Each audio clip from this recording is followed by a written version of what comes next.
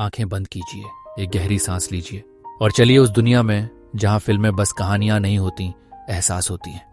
नमस्कार दोस्तों, स्वागत है आपका हमारे पॉडकास्ट मूवीज फिलॉसफी में, जहां हम भारतीय सिनेमा की गहराइयों में उतरते हैं और कहानियों को नए नजरिए से देखते हैं। आज हम बात करेंगे एक ऐसी फिल्म की जिसने सपनों, महत्वाकांक्षा और नैतिकता के बीच के द्वंद्व को बड़े ही खूबसूरत तरीके से पेश किया है। जी हाँ, हम बात कर रहे हैं 2007 में रिलीज हुई मणिरत्नम की फिल्म गुरु की। इस फिल्म में अभिषेक बच्चन ने गुरुकांत देसाई का किरदार निभाया है, जो एक साधारण गांव के लड़के से भारत के सबसे बड़े बिजनेसमैन बनने की यात्रा पर निकलता है। तो चलिए इस प्रेरणादायक और भावनात्मक कहानी में गोता लगाते हैं। परिचय: एक साधारण गांव से शुरू हुआ सपना। फिल्म की शुरुआत 1951 में गुजरात के साबरकांठा जिले के एक छोटे से गांव ईडर से होती है। यहाँ गुरुकांत देसाई, जिसे प्यार से गुरु कहा जाता है, अपने बड़े सपनों के साथ जी रहा है। गुरु अभिषेक बच्चन एक साधारण परिवार से ताल्लुक रखता है, जहां उसके पिता कांतिलाल राजेंद्र गुप्ता गांव के स्कूल में हेडमास्टर है। पिता का मानना है कि सपने देखना बेकार है क्योंकि वे कभी पूरे नहीं होते, लेकिन गुरु के दिल में एक अलग आग जल रही है। स्कूल की परीक्षा में फेल होने के बाद वह नौकरी की तलाश में तुर्की चला जाता है, जहां वह मसालों के व्यापार में हाथ आजमाता है और बर्मा शेल में नौकरी भी करता है। लेकिन गुरु का मन तो खुद का कुछ करने का है। वह कहता है, बापू, सपने देखना गुनाह नहीं है, उन्हें सच करना हमारा हक है। तुर्की में गुरु को एक मेंटर मिलता है, घनश्याम दास मनोज जोशी, जो उसे बिजनेस की बारीकियां सिखाता है। लेकिन गुरु की आंखों में अपने गांव लौटकर कुछ बड़ा करने का सपना है। वह वापस ईडर आता है और बिजनेस शुरू करने के लिए 15,000 रुपए की जरूरत बताता है।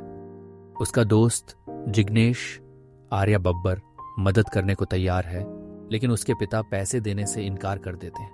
तभी गुरु की नजर जिग्नेश की बहन सुजाता ऐश्वर्या राय बच्चन पर पड़ती है और वह उससे शादी कर लेता है, मुख्य रूप से दहेज के पैसे के लिए। ये कदम गुरु की महत्वाकांक्षा को दर्शाता है, लेकिन साथ ही उसके रिश्तों में दरार भी डालता है। मुंबई की राहें, संघर्ष और सफलता की शुरुआत। सुजाता और जिग्नेश के साथ गुरु मुंबई पहुंचता है, जहां वह कपड़े के व्यापार में उतरना चाहता है। लेकिन यहां ट्रेडर्स एसोसिएशन का एक कड़ा नियम है, जिसके अध्यक्ष अर्जन कॉन्ट्रैक्टर अर्जन बाजवा नए लोगों को आसानी से एंट्री नहीं देते। गुरु अर्जन से मिलता है, लेकिन 4 महीने बाद उसकी अर्जी ठुकरा दी जाती है। गुस्से में गुरु की मुलाकात माणिक दास गुप्ता उर्फ नाना जी मिथुन चक्रवर्ती से होती है, जो एक अखबार स्वतंत्र के प्रकाशक हैं। नाना जी गुरु को एक पिता की तरह सहारा देते हैं। गुरु की जिंदगी में एक और खास इंसान आती है, मीनू विद्या बालन, जो नाना जी की पोती है और बाद में मल्टीपल स्क्लेरोसिस की बीमारी से जूझती है। गुरु की जिद और नाना जी की मदद से अर्जन को इस्तीफा देना पड़ता है और गुरु को ट्रेडिंग परमिट मिल जाता है। वह पॉलिएस्टर के व्यापार में उतरता है, जबकि उस समय देश में केवल कॉटन का बोलबाला था। गुरु कहता है, जमाना बदल रहा है, हमें भी बदलना होगा, वरना जमाना हमें पीछे छोड़ देगा। उसकी यह सोच उसे अलग बनाती है। धीरे धीरे वह शक्ति कॉरपोरेशन के नाम से अपनी मैन्युफैक्चरिंग यूनिट्स शुरू करता है, लेकिन रास्ते आसान नहीं है। अर्जन के पिता धृतिमान चटर्जी गुरु की कंपनी खरीदने की कोशिश करते हैं, लेकिन गुरु इनकार कर देता है और कॉन्ट्रैक्टर परिवार की पोल खोल देता है। चरमोत्कर्ष, नैतिकता और महत्वाकांक्षा का टकराव। गुरु की सफलता की कहानी जितनी प्रेरणादायक है, उतनी ही विवादास्पद भी। वह अपनी कंपनी को शेयर मार्केट में लाने का फैसला करता है, लेकिन जिग्नेश को यह पसंद नहीं आता। वह सुजाता को बताता है कि गुरु ने उससे सिर्फ दहेज के लिए शादी की थी। सुजाता नाराज होकर घर छोड़ देती है, लेकिन कुछ महीनों बाद गुरु उसे मनाने जाता है और दोनों फिर से एक हो जाते हैं। इस बीच गुरु का साम्राज्य बढ़ता जाता है। वह कहता है, सपने वो नहीं जो सोते वक्त देखे जाते हैं, सपने वो हैं जो आपको सोने न दें। लेकिन गुरु की राहें गलत रास्तों से होकर गुजरती हैं। वह मशीन पार्ट्स की तस्करी करता है, फर्जी निर्यात दिखाकर लाइसेंस हासिल करता है और स्टॉक मार्केट में हेरा फेरी करता है। जब नाना जी को इसकी भनक लगती है, तो वह गुरु के खिलाफ खड़ा हो जाता है। नाना जी का अखबार, जिसकी मदद से गुरु ने अपनी लड़ाई लड़ी थी, अब उसके खिलाफ खबरें छापता है। श्याम सक्सेना, माधवन, जो मीनू का पति है, गुरु की करतूतों को उजागर करता है। इस बीच गुरु के पुराने दोस्त घनश्याम, जो उसकी फैक्ट्री का डायरेक्टर है, आत्महत्या की कोशिश करता है। गुरु को स्ट्रोक पड़ता है और उसका दायां हिस्सा लकवाग्रस्त हो जाता है। मीनू की भी बीमारी से मौत हो जाती है, जो गुरु के लिए एक बड़ा भावनात्मक झटका है। अंत में 16 अक्टूबर 1980 को गुरु को सरकारी जांच के सामने पेश होना पड़ता है। वह प्रेस से कहता है, मैं तो एक गांव का लड़का हूं, मुझे तो excise duty, customs, sales tax का मतलब भी नहीं पता।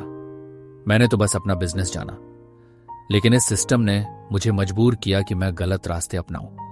उसकी यह बात लोगों के दिल को छू जाती है। सरकार उसे 29 में से 27 आरोपों से बरी कर देती है और मामूली जुर्माने के साथ उसे अपनी कंपनी में लौटने की इजाजत मिलती है। निष्कर्ष, सपनों की जीत। फिल्म का अंत गुरु के उस संदेश के साथ होता है जहां वह अपने शेयर होल्डर्स से कहता है, मेरे बापू कहते थे कि सपने सच नहीं होते, लेकिन आज हम भारत की सबसे बड़ी कंपनी का हिस्सा हैं।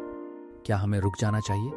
शेयर होल्डर्स मना करते हैं और संकल्प लेते हैं कि वे दुनिया की सबसे बड़ी कंपनी बनेंगे। गुरु के किरदार के लिए तैयारी। अभिषेक बच्चन ने अपने किरदार के लिए कई महीनों तक बिजनेस टाइकून धीरूभाई अंबानी के जीवन का अध्ययन किया। ऐश्वर्या राय और अभिषेक बच्चन की जोड़ी। फिल्म गुरु की शूटिंग के दौरान ऐश्वर्या राय और अभिषेक बच्चन ने सगाई की थी, जो बाद में शादी में बदल गई। गीतों की रचना। फिल्म के लिए संगीत AR रहमान ने तैयार किया और यह उनके करियर के सबसे बेहतरीन संगीतों में से एक माना जाता है। लोकेशन की विविधता। फिल्म की शूटिंग भारत के कई स्थानों पर की गई, जिसमें चेन्नई, मदुरई और कोलकाता शामिल है। कास्टिंग में बदलाव।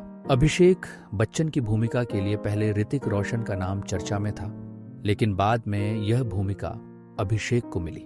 कहानी का आधार। हालांकि यह फिल्म धीरूभाई अंबानी के जीवन से प्रेरित है, फिर भी इसे एक काल्पनिक कहानी के रूप में प्रस्तुत किया गया। अंतर्राष्ट्रीय पहचान। फिल्म गुरु ने कई अंतर्राष्ट्रीय फिल्म समारोहों में भाग लिया और वहां सराही गई।